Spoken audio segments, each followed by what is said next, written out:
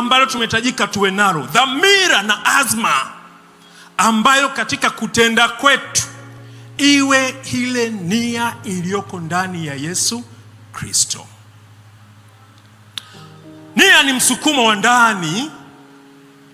wa ndani, unaofanya au kutoa maamuzi ya mtu nini amedhamiria. Utakubaliana na mimi, wakati mwingine mtu anaweza akawekwa mahali aulizwe ulikuwa na nia gani, kwa sababu ulichokionyesha tunahitaji kujua dhamira yako ni nini, azma yako ni nini. Na mtu akasema, jamani, sikuwa na nia hiyo, sikuwa na kusudio hilo, mmenitafasiri vibaya, mimi siko huko. Na watu watasema, hapana, hiki ulichofanya nia yako ni hii.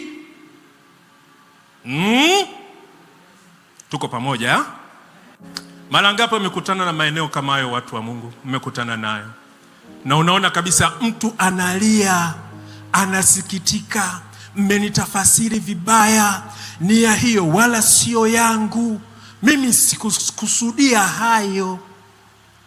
Ni kwa sababu tunahitaji kitu ambacho kilichoko ndani yako kiweze kudhihirika, ili kisikuweke katika matatizo au katika mashaka. Nia ikiwa njema huondoa mashaka. Nia ikiwa njema huondoa wasiwasi katikati yetu. Haleluya.